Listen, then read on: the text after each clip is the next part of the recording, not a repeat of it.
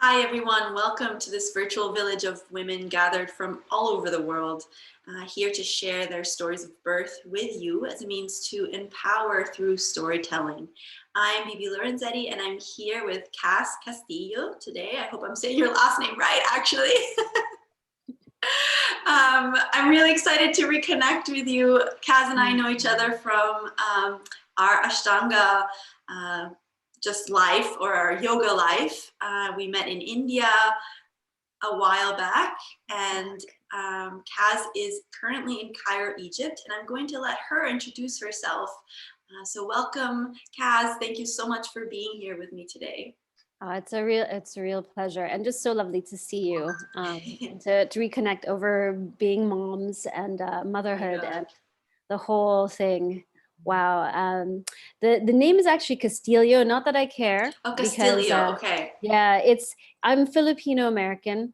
Right. But because I grew up in California, most people, I grew up with people calling me Castillo, because that's like like Hispanic way of Right. pronouncing it in So it's California. Castillio. Castillo, because Okay. of the Spanish influence on the Philippines, Right. is Castilian Spanish. So, but it's very small detail. No, but it's great. That stuff's Yeah. important. Anyway, so as you said, I'm Filipino American, currently living in Cairo, Egypt. I'm married to an Egyptian, and I'm teaching here Ashtanga Yoga. Uh, and yeah, so now I have like this whole, and I lived in India and everywhere else in How did you Asia. end up in Cairo? Because of the teaching. So, and again, like Oh. Mysore, India has been like such a big part of how my life has moved in this direction, because Mm. of another yogini, Iman El Sherbini, who is Egyptian, asked me to come and cover her classes while she went to practice in Mysore with our teacher. So I started coming in 2013. I loved it, which is very bizarre because it's very different from any other place I've ever been to. And I just kept on coming back. I came back in 2014 twice.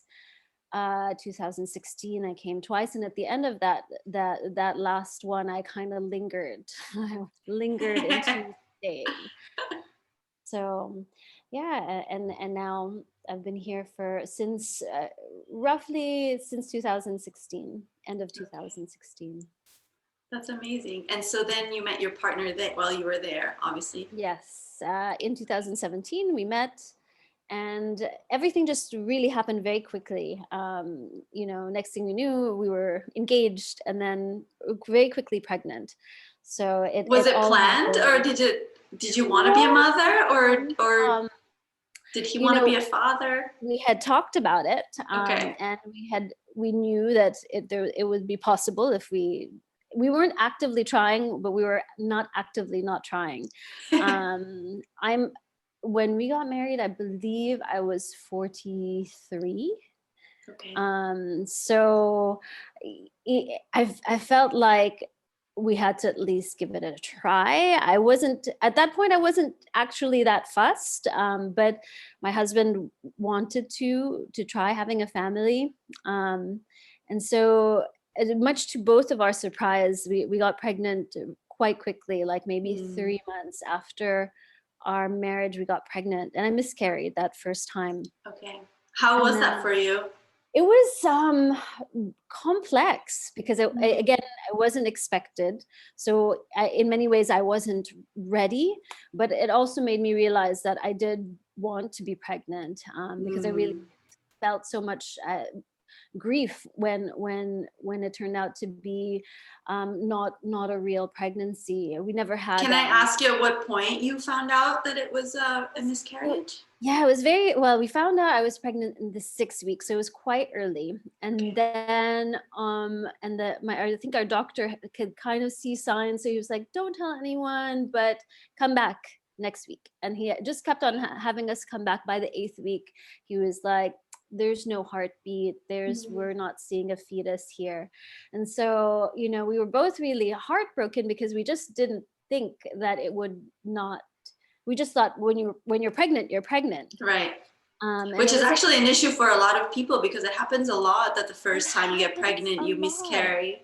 There's so much of the uterus has to get used to the whole life, even though it's meant to do it. Exactly. It's, But yeah, no one tells you this. I feel yeah, like that's not commonly talked about. And like yeah. afterwards, after the fact, and I shared that I'd miscarried, suddenly everyone like, was like, yeah, that happened to me. I'm like, what? You know? Okay. So, it was like this, I wasn't prepared for that kind of alternative reality of like, oh, we're pregnant, but it's not going anywhere. Yeah. But in a way, it gave us time to really get our priorities straight and to really decide that we were going to actively try when the So it time was was like right. a good reality check of like, It oh, was if a this good really reality happens, check. yeah. Yeah, because it was very conceptual to me, being older and kind of quite happy with my life as it was already. So I felt like, yeah, do I really need to be pregnant? Do I really need to have a baby? And in the end, it turned out that I did. I wanted to have a baby. I wanted to go through this experience. And So so to get, was it natural? So you didn't have to do anything to get the baby yeah, out, or the fetus? we took some medicine at the Okay. end of it. Like Okay. I it came, I a lot came out, but not enough Yeah. apparently. Okay. So in the end, I did still have to take some very slight medication. It was like I really like my doctor. He was Okay. really pro doing it as naturally as possible. And were you Which, okay emotionally with that? Because that's a lot, like hormonally and stuff. in a weird way, I can see why people would want to what's the terminology of Abort? going, No. not abort, but like when you go in and you, not abort, but You do the, I don't know the word for it, but you do the mm, actual, the doctor comes in and does the it can scraping of scrape it. it. Yes, Yeah. and I know that seems so invasive, but Yeah. I understood why people would want to do it quickly and get it done, because Yeah. I felt like I had a long wait. Yeah. Like I waited for the medication, and then when I just right before I took the medication, I miscarried naturally. But then it turned out it wasn't all done, so I had to then go through the medic. It was like Right. 2-3 A weeks, long and I was like, process. it was a long process. So Yeah. it was hard to go through that while you're going through all the feelings and hormones Right. of being pregnant and not being pregnant, and all of that. So, but I'm glad there's a reason for everything, and I feel like that Yeah. really prepared us. That's great. And so then how many months passed before you then went for it again? Let's see, if that was December 2018, then we were pregnant by let's see, my son was born December 2020, 19, sorry. So it was, yeah, it was like March, Okay. yeah. So shortly after. Shortly after, we kind of did like the minimum, and they're like, let's go. Yeah, absolutely. Because I guess you also feel like, oh, well, if I'm going to be let down again, I'm not going to try as hard because I don't want to be Yeah, emotionally like, you just kind of feel like, well, down. we just have to keep on trying then. You Yeah, just don't know how long, how many takes it might take, or right. is the body ready now, and will it take time? And did So, you do any preparation for like your womb, or did you you know, change your routines, or you just kind of allowed nature to do its thing? mostly nature, like in the, I think I did like a vaginal steam after I miscarried. That was like the one Oh, thing that a nice. that a friend recommended, and I went to like a Yeah. women's circle and we sat and we got steamed. Yeah. It's I a love the really Tennessee. nice Is that the whole experience. postpartum time? Nice. I should Yeah, have it's so tried it nice. afterwards. That would have been So nice. healing. Yeah. Um, so that was nice. But pre mm, I wanted to. So this was because I'm older, and because I wasn't sure how well my reproductive organs were holding up with age. You just don't see it. Right. So I remember when I went to India, in my last trip in 2000. Wow, can't remember, 2018. So long ago now. So before I got married, I went to India, and I went to visit an Ayurvedic doctor. I don't know if you know Dr. Kumar, and I was Yeah, like, I've been. give me what you can. Like, what do I do to stay fertile, just because we might, and if we do, I want to be ready. And so I had this stash of like Ayurvedic, prenatal pills to take, um, Okay. which I was kind of postponing because I was like, I don't know if I'm ready, da da da da da da. But then we got pregnant right away, and then we got pregnant right away when we tried again. So I Right. never had to. Yeah. That's great. Mm. And then how was your journey through the pregnancy, Wow, gosh, it if you was. can remember? I do. I mean, it's interesting because there's so many stages. The first stage Mhm. was just, I was so tired. Mm. Like the exhaustion was just unreal, on top of like, getting up early, because I continued to teach during this time. So that getting up early, and I just remember going, I've never ever been this tired. I'm not like the kind of person that takes naps. I took so many naps. Like, I was napping all the time. And yeah, like the first stage was this exhaustion. And then on like the fifth month, there was this like turn, where suddenly I had this like burst of energy, like, and luckily it was like summertime, and I spent most of the summer, because it's so hot here in Cairo. I spent part of the summer in Lebanon, and then I went to my sister in Atlanta. So And you so traveled I throughout. traveled. I was like, I'm gonna travel. I don't know how, like if I could have fit in a trip to India, I would have done it.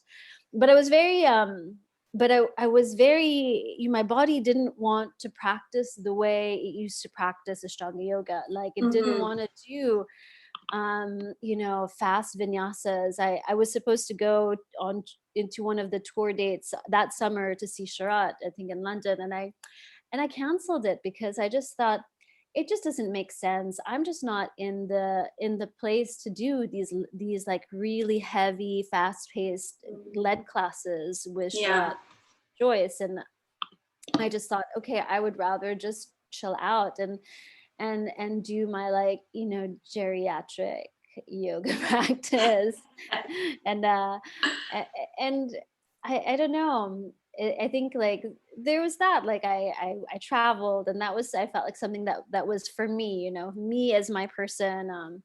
Me and my husband went on a baby moon before the baby arrived, stuff like that. And then in terms of like preparation, I did prepare for the pregnancy also. Like I read this book that I really liked. It's, you're probably familiar with it, The Gentle Birth Method, Yeah. Yep.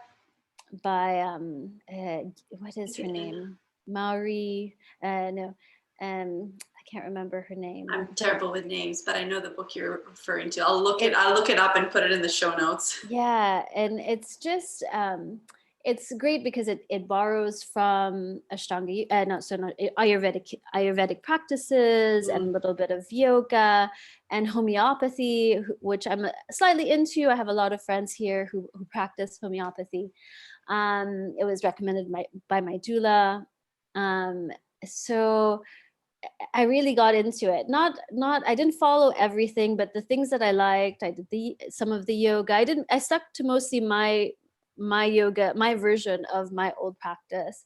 Um and yeah, but I did like the reflexology, Oh, the nice. yeah, that was nice. So I was doing the reflexology, I was doing like prenatal massages with my doula. Was this towards the end of the pregnancy, or Yeah, like in towards the preparation for the labor? Yeah, with the reflexology, she asked a little bit later on, closer to Mhm. like there was a point that there was earlier, and then I took a break, and then there was a point where we didn't, because it was like she was also the first 3 months we're not going to do anything, and then afterwards we did a few before I left for the summer, and then when I came back after the summer and the fall, that's when we really like did it every 2 weeks maybe. We would meet, and she would work on my feet, and it was really nice to like I don't feel like I treated myself that much when just me, but for the baby, I felt like, okay, I'll do all this stuff. And I was taking all of this homeopathic like supplements and drinking this tea. I ordered this tea that she makes. So, I was like really keen on taking care of myself and my diet. And I don't like taking supplements. So really tried to take as much as I could from food. So, yeah. I love that about pregnancy, how we, especially for, I feel like women that are really driven by their work and just being out in the world, that we kind of postpone all these self-care things. We have certain, obviously, self-care things in place that allow us to thrive, but then things like extra little things, pregnancy is such a beautiful opportunity to just do it all for yourself, because you're just this goddess and you need all the soothing things. You need all the love, you need all the support, you need the opening, you need to relax. Yeah, it's so great that you did all that. And so what were you envisioning through this time for your labor and for your birth, and what were your wishes? Well, one of the things that I liked our team. We had a team set up here. One of the questions we asked. Team? Who was involved? So we have a doula, and she's really great. She's her name's Samaya Holjic, and she is like kind of this force. Basically, she kind of brought, I don't know, the idea of doulas were really new to Cairo when she started doing them here, and now there's a community of them. It's quite amazing to have seen it through the last decade really unfold. And she recommended a doctor who was also the doctor of a couple of friends who already gave birth. And here, I don't know if you know this about Egypt, but Egypt has about 52% rate cesarean section. It's like one of the 3 highest in the world. So it's very common to have C-sections. Doctors are like, they just dole it out. It's very easy for them. It's in the culture. Yeah, well, America too. And Brazil, I was just told as well. Yes, exactly. So, it's like there's a lot of fear for women who want to have natural childbirth to do it in Egypt, because sometimes you mean to, and then next thing you know, you're in the operating table. Right. So I felt very confident that we had found someone that was really pro-natural childbirth. He's like a unicorn in this sea of cesarean sections. So, and he was just really passionate about I'm curious, are there midwives there, or there's not so much midwife practice? I think there must be in like the countryside. I'm sure there are still quite a lot of midwives, but even like at 52%, I think that even in the lower classes, the popular classes, I think it's quite common now, C-sections also. So it's like this like old tradition that's been kind of lost. And luckily there are these pockets that are trying to revive it. But we also had a midwife. This is like the dream team. There's a Filipina woman who lives here who practiced midwifery. So in the end, it was the 3 of them, and we tried to do a home birth. It was like my idea was to give birth in a water pool at home. We gave birth in the hospital in the end, but it started at home. And when I want to pause 1 second, because I feel like I totally feel how like you had this vision of being someone at birth, and I think it's such a common problem for women of like, I feel like with pregnancy, like the deepest part of our subconscious comes out, and we become really like the child that we were. And so all those fears come out. And so we have this idea of who we are in the world and how we're going to approach this birth. And then it turns out that we either might need less or more of support. And so it's, you're not alone in that. I had the same thing of like, oh yeah, I'm totally going to home birth. And then thank God I didn't end up doing a home birth because it would not have gone well. But, I feel like there's a deep there's a need for like really deep introspection and like sitting with your deepest truths before you make decisions like that, because you know, it's very natural to home birth. It's absolutely, we're all able to do it, but it has to come from like a place of not the mind, I feel like, to decide that.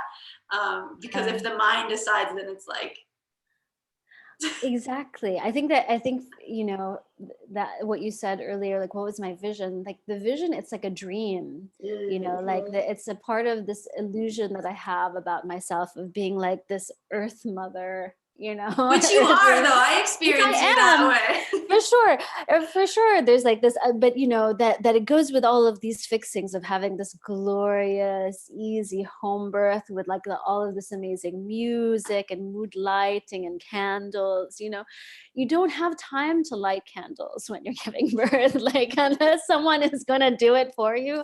Like there's Right. no time. You're not gonna think, take out the candles, honey. Right. Like put on the incense, you know. Like maybe in the very beginning we were in the, but after a while it was like, no, like let's get this show on the road, you know. And Yeah. but I'm really glad that I had a group of people that I really trusted, that when they said it's time to go to the hospital, it Yeah. was easy to accept that, you Oh my know. God, that's the best. That's exactly, that's what you want. You want to have the preparation and the team around you that no matter what happens, you feel like this is right for me. This is, because then it's easier to Yeah. process it later. I would assume, we'll see what happens to you, but I feel like if that's in place, then at least you feel like you're safe and the decision is coming from a place of heart and not from a place of medicine or someone else deciding for you what their plan is. But Exactly. before we get there, I want to hear like how long were you home for laboring, and how was, you know, Yeah. what do you So remember of that time? Like what were you doing? What were your emotions? What were you just how were you in that? yeah, so the something also, another thing happened before I went into labor, which is um my due date was the 21st of December, and I delivered on the 6th of December. But roughly almost a whole month before I delivered, no, before I was due. Yeah, no, it's sorry to go back like 2 weeks before the date that I delivered. Um, my water broke, or I thought my water broke. Mm, So okay. I really thought that I had a month. Like I believed I had a month plus, because I was always told that, oh, first time moms, they usually Right. give birth late. So I was really attached to that last month of at least a couple of more weeks going to work, couple more things to buy, things that I needed to organize. And that was walking. I wanted to walk a lot that last month. And it Mm, really, that's when the vision started to crumble. mm. Because I woke up in the middle of the night. I think it was a new moon. I'm not sure anymore, but it was Oh, that's yeah, lovely. it was lovely and kind of complicated, because I went to a moon ceremony that night, and I felt like that might have, and there was like a lot of blessings towards the baby and all of this. And I wonder how much of that you know, that manifested the Mm. movement that then came that But maybe evening. you intuitively felt something, and and maybe that was a Yeah, positive thing that you had all in those the end, blessings. everything happened the way it needed to happen. And Yeah, so, you that's know, so this, special. yeah, my husband says that it was a blessing, because I wasn't resting enough, and so suddenly I was forced to Mm. rest. Basically, my water broke, and the next day, when I had no labor pains, no contractions, that's when the doctor asked me to come in. He, you know, ran some tests, did, Yeah, to make and sure it you had turned, enough amniotic fluid and stuff. Yeah. exactly, and it turned out that I had a hind water leak. Oh, So because I still had amniotic fluid a lot, the baby was yeah. still surrounded, but I was leaking, and I continued to be leaking. So suddenly I went from this like, I'm so excited and do all these things, to like I had to stay in bed. So I had bed rest, and it was really, and every time I challenged that bed rest, I Mm. leaked more. And so, and it was a stressful time actually, because the first few days we had to really um, be clear that there was no danger to the baby, that there was no infection. Otherwise, we would have to go ahead and have a C-section anyway early on. And and it was terrifying. I didn't want to have a C-section. It was something that I don't know, I really wanted to have the experience of natural childbirth, and so I was really upset about it, and really also like trying to like, everything is going to be okay, it's going to stop leaking, and I'm going to go back to like walking around, and everything is going to be fine. So yeah, it turned out that was not to be, and I ended up staying in bed rest for almost 10 days Okay. before I actually started to go into labor. Wow. So that I can only imagine is like, I feel like as Ashtanga yoga practitioners, or just in general, you're an active person. It's so hard to just accept not doing. So what a so lesson hard. from the universe to have you like have no choice other than just rest. I wish I had enjoyed it more, because little did I know that it would be very, very rare to rest again. Like it was like Yeah. it was a This gift. is a good thing for others to hear, because you really don't get to rest afterwards. So what a, again, all these hidden blessings of like, even though must have been so challenging to deal with that in the moment, that you were able to protect him for that time and rest. Yeah, rest. And it was like also lovely time. Like friends would come over and sit by the bed. And, I think in a way, like that it was like this kind of, it was a lovely preparation of like this like time of seclusion that I was kind of starting to enter into. Mm. So, yeah. And so the 10th day came, and then what The happened? 10th day came. So I started to have contractions. Okay. And so I contacted my doula and the doctor, and they said, okay, just monitor it. I think that was it. That would have been like 10 or 11 p.m. I just ate. My husband went to bed. I started to feel them. And I messaged my doula. She's like, it's okay. Just see if you can rest. Doctor said the same thing. Try to rest, try to sleep, which was not easy, because it was like, I found myself pacing around the house, like going through these, like, they're just very unusual. Even they weren't that strong, but they were, resting was not that easy an option, Yeah. honestly. So Was he in the right position, or was he? he, we thought he was. Okay. He wasn't that low yet, but Okay. we thought that he would be, but it turned out when we were in labor that it was hard for him to turn. Okay. So was he posterior or anterior? Was he with his back to your front, or do you remember? Or do you know even? I don't even know. I don't think I even asked about that. Okay. What I do know is when he was born, he was born with his hand here, so he like literally. Okay. Yeah, so he got stuck. So it made it different. There were different things. I think it wasn't just that his positioning, but it was just very long from then. So like say in 24 hours, so by 11 o'clock the next PM the next day, that's when my doula was already there. She kept on, we're neighbors and good friends. Okay. So she kept on visiting, she would check up, but she already left us her the little monitor to check the heart. So we were checking all the time and making sure everything was okay with the baby. And then by 11 the doctor came, and then a little bit after that the midwife came, and then so we were like all assembled, and we and it was like we weren't all that prepared. When I think about it, like the doctor brought a pool, but it turned out we didn't have a pump, so we went from And like and my husband had like waterproofed the whole, there was like this whole like plastic layer in this room, it was like ready for a pool. And so and then suddenly it was like, oh no, okay, let's go in the tub. So suddenly we were in the tub and like with warm water, and it's winter, it's cold here in Cairo in the winter. And then my husband comes out and he's like, you just don't have the baby in the tub. I'm like, what are you talking about? The whole idea is to have a baby in the tub, like, or at least we have a tub. We can go in the tub and I can have the baby here.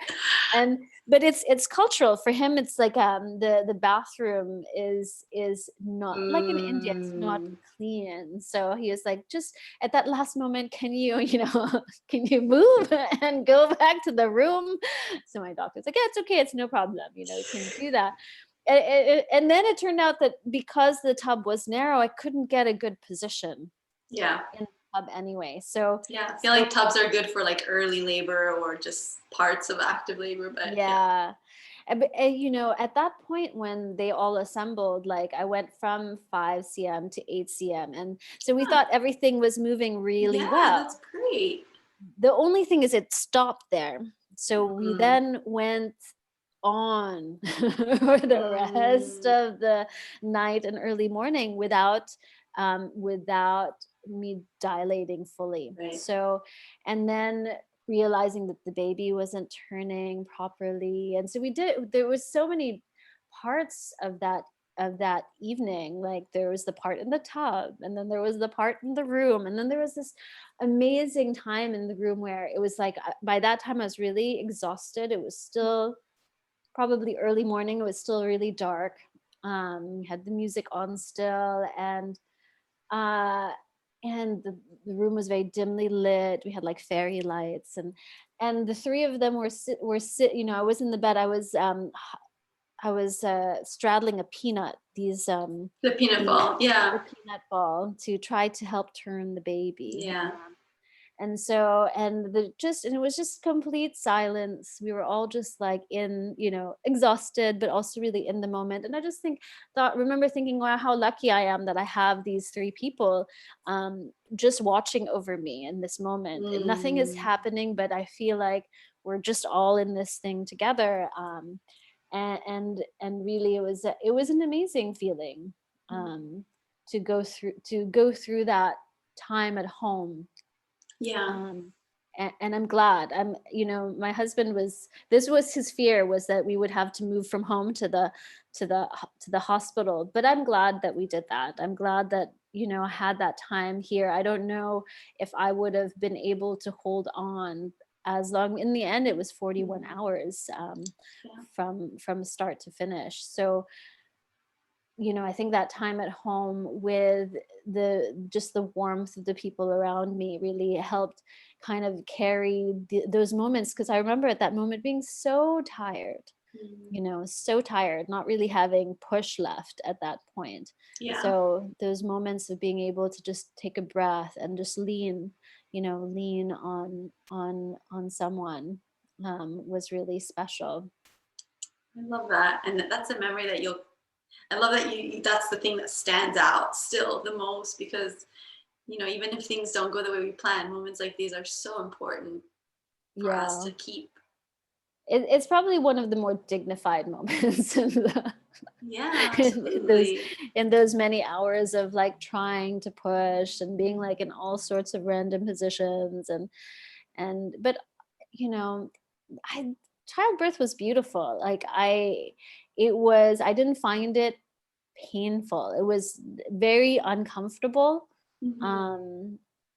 But it was beautiful at the same time. There was a real like just it was so like animal like, you're just very I don't know, in your nature, like you don't think about being naked, you don't think about like excreting whatever liquids you're excreting. It's like you're just really in that moment. It's quite amazing. And so after you had this special moment, when did it happen that you guys made a decision to to move to the hospital, and then what happened there, if you want to share it. Yeah, no, of course. I think after that, we went through a few more rounds of trying to push, trying to move the baby. And when it came down to like maybe by 11 a.m. the next morning, and nothing had changed in terms of the, of the size, the doctor was like, I think we need to go in, and you need help, like, and you're so tired, and I was really tired at that point. So we all agreed that my doula agreed, everyone agreed that we'll go to the hospital now, much to my husband's. He really hated it because we don't have a car, so we all, like, the doctor drove in his car, but the rest of us, our doula, our midwife, and myself, and an Uber driver, we got in an Uber. Like, we got in an Uber, and we're like, okay, let's go, and at the same time, I'm still having contractions. So my doula's like, okay, now we're breathing differently. And this is how we breathe to not go into labor more. So I'm breathing in this way, and it's really uncomfortable because now I'm moving. I'm envisioning like a Costa Rica style movie right now.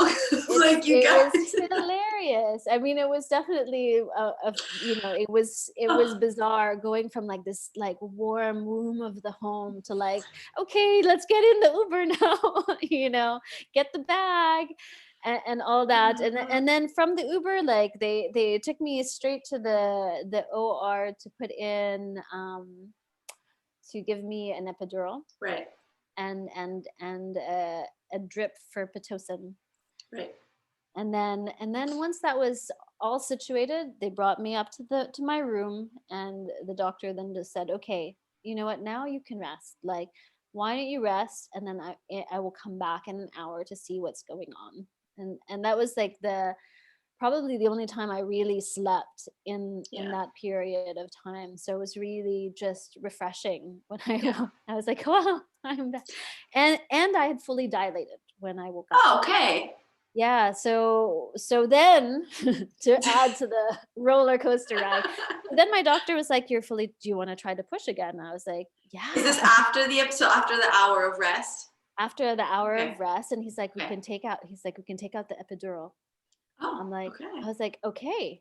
And I was like, he's like, we'll take it off. We'll take the Pitocin off. You're fully dilated. I think you can do it. And he's like, if you want, we can stay in the room. I was like, yeah. And he's like, I recommend you let Wem. By this time, Wem was asleep, snoring. Like, he was like, my husband, and he's like, let's let him sleep, and we can wake him when it's like close. I was like, okay, that's fine. And so we went through this phase of trying to give birth in the room. And I think maybe it was like an hour. I don't really know. At that point, I was really fuzzy because of the drugs. Yeah. And then it wasn't working. He's like, I'm gonna need to turn him. He's like, we can do it, but we're gonna have to turn him, and it's better that we're in the operating room just in case we need to go in. So that was kind of like that was the last phase, was to wake up Em and be like, okay, we tried again, it didn't work, we're gonna go down now. And so then I had to like move beds. It's a lot of adjusting. It's a lot of adjusting. We went through my doula said we went through almost every different phase of possible childbirth during this like this one epic journey. Anyway, so we got to the operating room, and he helped manipulate it. So he went internally to rotate the baby? Turned while another doctor helped push as well. That must have been painful, because those manipulations are not easy for the woman to experience.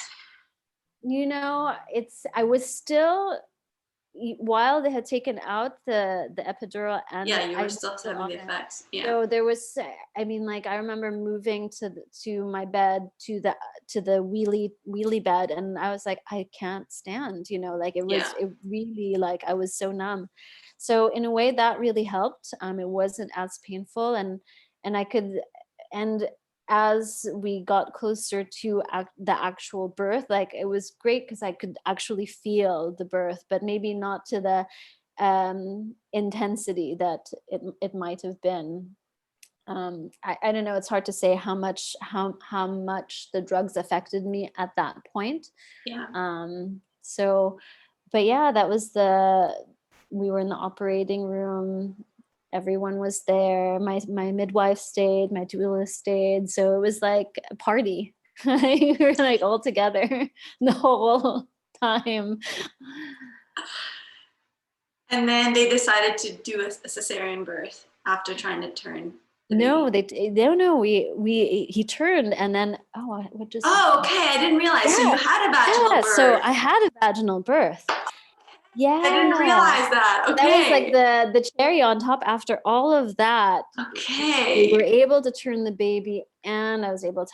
Oh my goodness! I didn't realize that. That's amazing.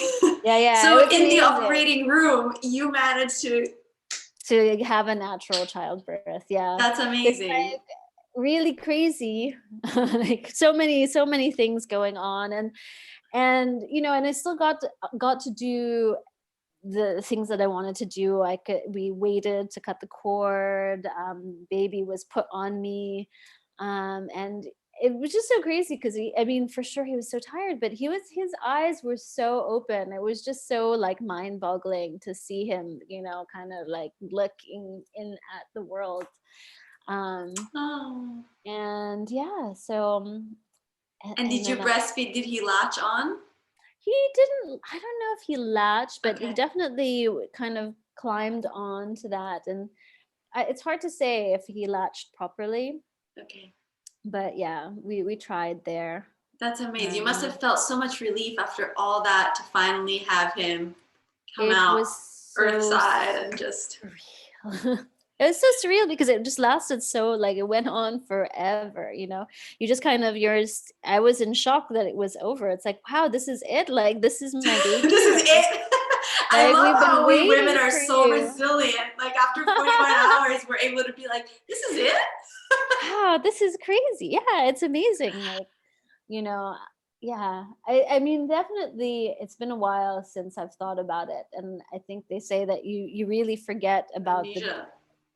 There's like this maternal amnesia about the pain and everything. Yeah, absolutely. But thank God. But I remember having a moment of, because my birth was 37 hours, and I remember at the end being like, I just don't think he's ever going to come. I don't think that's an option for me. I think he's just not coming. Like, I literally believed that at one point. And everyone around me was like, he's definitely coming one way or another. I'm like, no, I don't think so. Yeah, because it's a long time to wait, and I felt like I'd been like kind of in this process since, my water broke like a week and a half before that. Right. Or like I thought my water broke, and like I didn't know that there was a hind leak or whatever. It's like, this is a very long process. Yeah.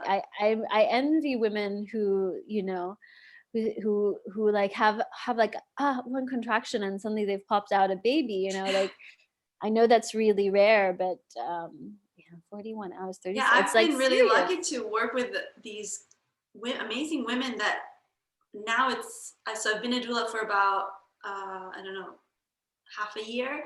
And all my clients have had really fast labors and super easy births. One even came unexpectedly at home. And I'm like, wow, this is the opposite of my experience and what, I had prepared for as a doula. Just sometimes I'm not even able to make it because they're just so amazing. They just do it and they want to be by themselves. And then all of a sudden the baby's there. And you're like, wow, it does really exist that, there is that ability that we innately have of just having the baby come when it needs to come, and it can be easy. I don't know. I mean, I feel like that maybe if I sometimes think if I have a second baby, it would really be great if I could have that experience. I know that you can't really pick and choose, but right. But yeah, I don't know. But that's amazing. And then how was it for you, like that transition into then you're a mother all of a sudden? So we crossed that threshold into this whole other dimension of being. How was the shedding of who you were up to then, and and it doesn't have to be right away, but just that process of becoming, that's continuing, but Yeah. the beginning of it. I don't know. I mean, I think I would have to say it was tough. You know, Yeah. I'm used to being like physically well, you know, like Yeah. robust physically. And that the childbirth, I also had a tear, so I had to get stitched up as Yep. well. I mean, like, I feel like that postpartum period was harder than the childbirth for me. Mm. Like, just because you're in this like euphoric state when you're giving birth and you're in the moment and you're like really concerned about the baby, like afterwards you're able to digest what's happening, and Yeah. that kind of like exhaustion. I also had issues with um I didn't realize it, but I had issues with breast milk. So that first month, Niall was always hungry. Mm. My son was always hungry, and so I didn't know that I had a milk supply issue at that point Mm. until later on. So, and that meant I was always tired because we were always breastfeeding. Oh, wow. That must be Yeah, so hard. it was so hard. I think that part was hard, and then Yeah.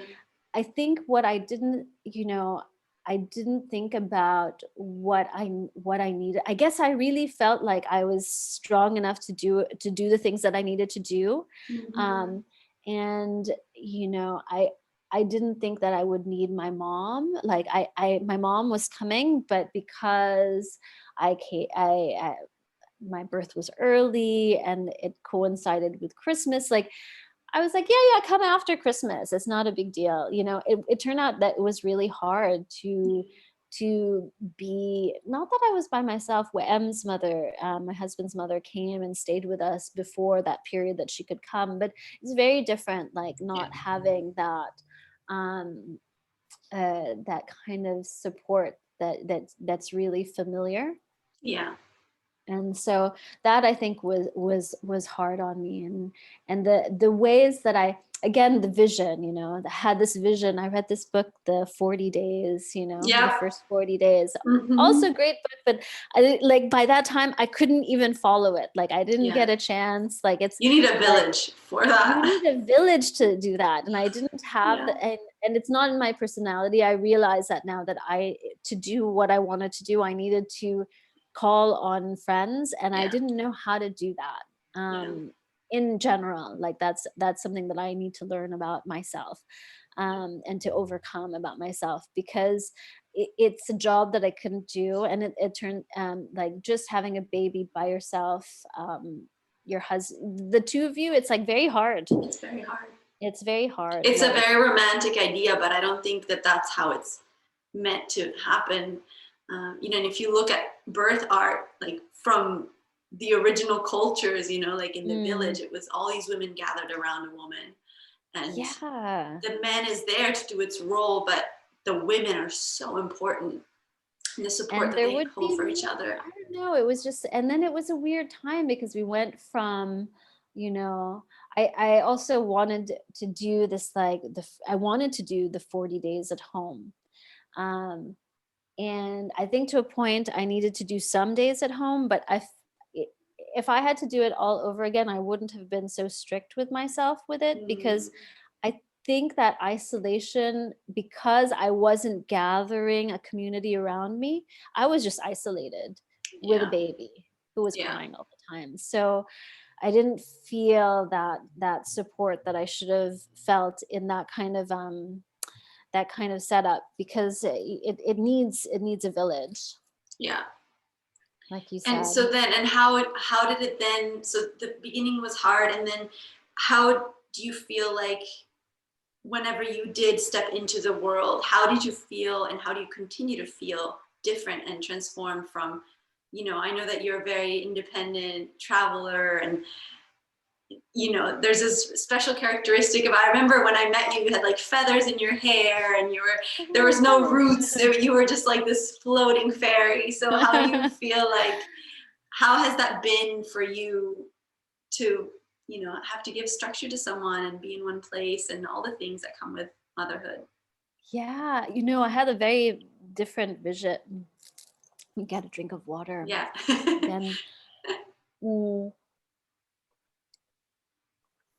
so I had this idea that when um, some so it's interesting because I gave birth. I did like more or less the 40 days, and then my mom left. She went back, and so I was like, okay, it's time to re-enter the world slowly. And so part of that transition was eventually to go back to work. And one of my ideas, for example, was to find someone that can come in with me to the studio to watch over the baby, and we would be there together. Mm. um, and and it didn't work out like that, for various reasons. One was, the reality is, like, it's not easy um, to do that. Like, I wasn't thinking about the weight of it, but also it became not super a good idea, because by March, COVID was an Right. issue. So, prior to COVID being an issue, prior to my mom leaving, like, we were hearing stories from China, but it wasn't a part of the world, Yeah. And so I was starting to go out. I was starting to take walks with her. She's a very active person, so we went to different places, and I strapped the baby on. And I feel like would have been that this would have been me without the pandemic. I would have been Mm. maybe a bit braver with the baby. I took at the time, I don't know if you know Dylan.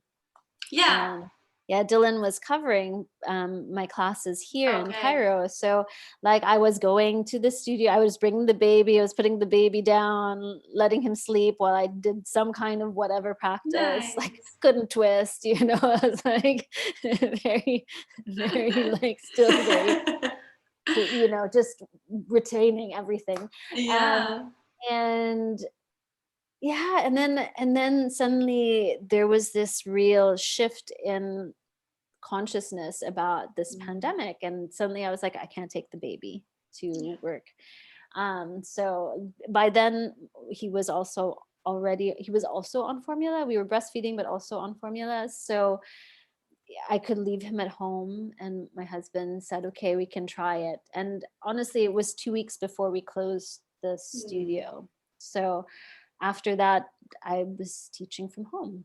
Um, and so, like, and it really was a blessing to, I can't imagine having started work and being away half the day, you know, um, at 3 months. Yeah. It's so crazy. So I'm really glad that after, I was just next door, and if I needed to come out, I could go out and be with the baby and bring the baby in, whatever. And so it was kind of this, like, amazing scenario where I could just be close to my baby, and Mm. still have some contact with whatever students still wanted to have contact online. Right. Um, and, but then it changed that trajectory of being able to, like, enter the world as a mother with a baby. That being the mom was something that I felt comfortable in at home, and so it Mm. took a long time to then venture out with him, because this was like this was where we were Yeah. safe, and Yeah. this is where it was cozy. And anyway, he was little, so we didn't need to take him out other than walks and whatever. Right.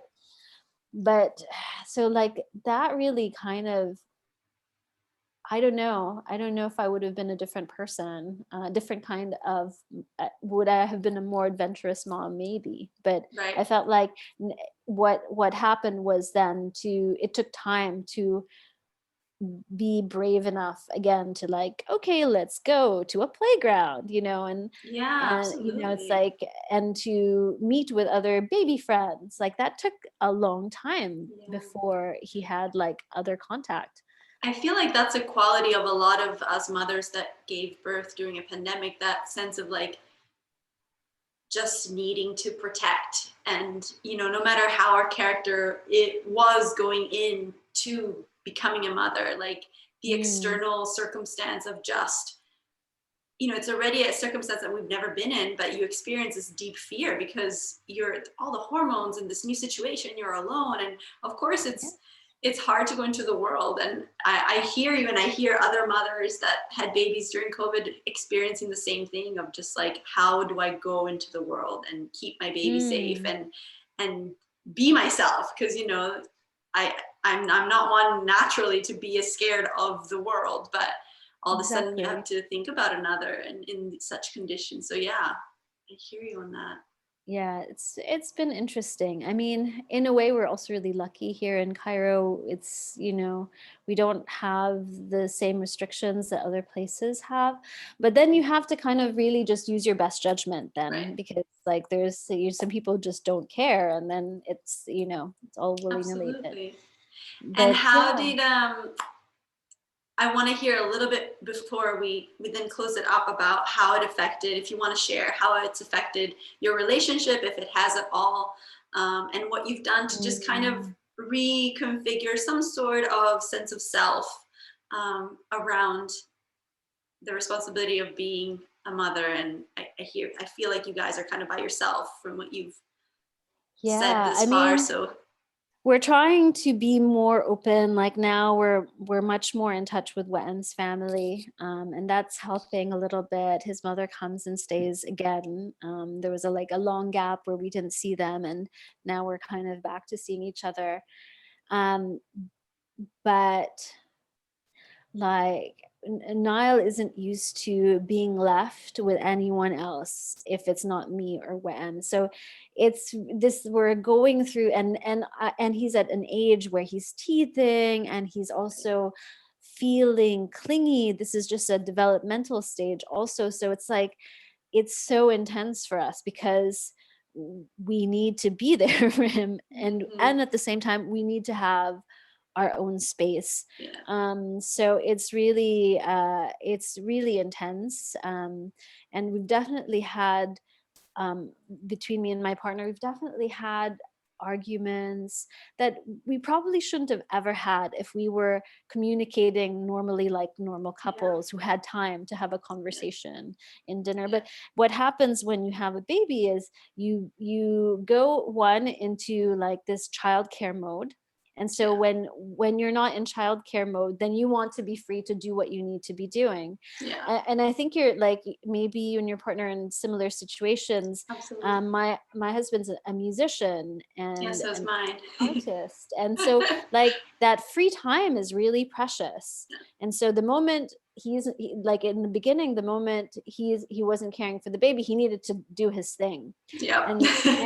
And vice versa. So we ended up having no actual family time together, and no personal time where we were actually having conversations. So you know, it took us I would have to say it took us a while to realize that that's what was happening, that the feelings and sensations that we were having with each other was determined by, one, the lack of sleep, two, the lack of time, and three, the lack of communication. And so trying to make space for more sleep.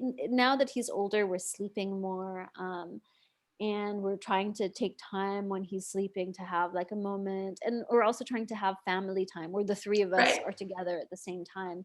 I feel like that's so hard, of like you go back and forth, now with mommy, now with daddy, now with mommy, now, and you're like, where's the family? Doesn't know that we're together. It's confusing because it's just like he's just being shifted. So and you just don't realize, like, I think for us, we just didn't realize it because we were so in, you know, you become in this, like, he's your world, but at the same time, you're struggling to find who you are in it, you know? And so your relationship becomes really secondary because it's like the baby and you, and then you'll deal with that other thing later on, but actually you can't, because you have to, you know, you're in relationship. It has to, you have to deal with your partner. And it's also the foundation of why there is this. Yeah, it's very hard. And having a healthy environment for the baby. So it's been really interesting to, we've definitely grown. I would say that's been a big growing point for the both of us, to really recognize that and to really like, okay, let's make time and to find those really rare moments. They're becoming less rare. I mean, we've been trying to go out on a date for ages and it just doesn't work out well. But we find time to talk and to catch up and to ask questions. And I've learned to, instead of being like angry that I don't have space to take a shower, to actually be like, look, I really need to take a shower. Yeah. like let me have a shower, and what do you want? I'll give you what you want. Like and so we're starting to have the space to be like, okay, how can we help each other have the space we need, while supporting the situation and the baby and our relationship. And yeah, it's been really interesting it's been really growing experience there. Yeah, I feel like part of the reason why I really wanted to do this project is because there's so much that we don't hear about, and I feel like it's so important for all of us to know that we all go through it. I feel like I've had a really hard time with Instagram in this period of like becoming a mother, because we're such a society that's based on like the perfect picture and and motherhood is not perfect. Like parenting by yourself is not perfect. There's struggles and there's gunky moments and there's uncomfortable situations, and it's okay. That's just part, we're rebirthed into new humans, and we have to figure out, like you said, like, who are we? And it takes a long time I feel like, for me at least, it's, we're going on 15 months of indie, and I'm just beginning to get little sparks of like, oh, that's who I am. Oh, that's what I like to do. Or, oh, there's my partner. Oh, hi, you're still there, like, so it's like, it's not perfect. It's everything but perfect. And yet it's perfect in its imperfection, because we're relearning how to be everything, and we're trying to keep a human alive and meet its needs, because it's helpless, it can't help itself. So it's a lot. And so I really, I'm really grateful to be able to speak to so many of you, to just let others know that it's okay. Like, none of us are alone in it, and we've all experienced it, and there should be no shame in it, and like, it's going to be okay, whatever happens. And it could take any form, but it's going to be okay in the end of it. And we need to talk about it more. So I'm thank you for sharing the truth of it, because we need to let people know. Yeah, it's so messy, and it's so uncomfortable to sit in the mess, and it's uncomfortable to sit in a messy home, let alone it's uncomfortable to sit in a messy life where you can't even schedule when you're going to have breakfast. You should see what actually looks outside of this frame. I know. Outside of this frame, it is like something else. I have a friend that like set up her new apartment, and it's like Pinterest. And I'm like, oh. Like, we don't realize that, we like to document and share the beautiful moments. Yeah. And like the messiness, it's just not photogenic. It's like, how do you even like share something that's just so like blah, Right. But I do feel like it's really important, like what you're doing, and the sharing that I feel like we're doing on Instagram. I know we have this like little conversation happening in the background about it. The reality is underrepresented. And it's like, if for me, Instagram has been a source, it's been great, but also it's been a source of like, sometimes you question yourself as a yoga practitioner and a yoga teacher. It's like, have I done it wrong? Like, how come I can't do that? And it really takes a lot to recognize that, no, my experience is different from this person's experience. And maybe, there's ABC and X factors of making this experience different, and it's okay. But it's really, I find when I do share that, hey, life is really messy right now. I really love my baby, but I'm really going crazy. Also, that's really important to acknowledge, because, it's just this stuff. I mean, how in the Ashtanga yoga tradition we call parenthood like 7th series. It's like, it's hard for this reason. I really, really get it now. It's like the thing that will really destroy your ego completely. It is just soul crushing, and at the same time soul rebuilding. So yeah, it's beautiful ugly. Yes, absolutely. Absolutely. And so what would you like to say to whoever is watching? What would you like them to like take in their heart so they can go to sleep and feel better about themselves or have some kind of like, yeah, something to feel like it's okay. Yeah, gosh, I think it's okay. I'm a planner, so I think it's really okay to plan, but it's also okay when the plan doesn't work. It's okay. Like, um, some things are really outside of our control, and pregnancies, giving birth, they're not really in our control. We think we can control them, and the only way you can control them is to have a C-section. But if you're going to go the natural way, it's going to be pretty variable. And even C-sections, they're not really like 100% like you can go by the book. There's so many things that it can go, the directions it can go. So like really just being very open and very forgiving and very, welcoming of whatever challenges that come. And also being really like, like, I wish I'd appreciated being pregnant more. I wish I had appreciated that time. It's really special time. Like your body feels okay. It's like you really feel differently, and sometimes it's really uncomfortable, but it's really just when are you going to, I mean, unless you have other kids, like it's a very special time. You are like housing life, you're creating another human, and so it's really sacred. Like enjoy it, enjoy that time of having a baby without having to run after a Yes, baby. I was just Like this is really important. Like I can't stress this enough. Like enjoy, you're gonna be a yes. mom.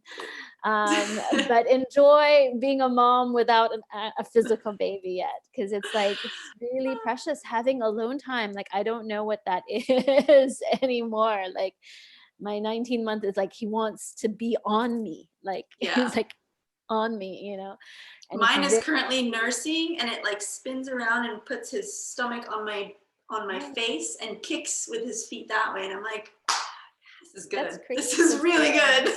Future, he's like gonna be ready to do these like Karandavasana and these postures. Yeah. So yeah, that's a great tip. Enjoy the time that you're. Enjoy the time. Yeah. Like it's and then after that, enjoy each. Like I think also like we get caught up in being when it does get messy, and we know it does. It's like it's really hard to enjoy that time, but we have to enjoy like that whatever small but difficult phase they're going through. It's still also really precious. It's like to be that small and to be like, just like going through whatever that is, it's just so special to like be witness and to be holding that space and just really learn to forgive yourself when you lose it, because sometimes you're gonna lose it a little bit. Yeah.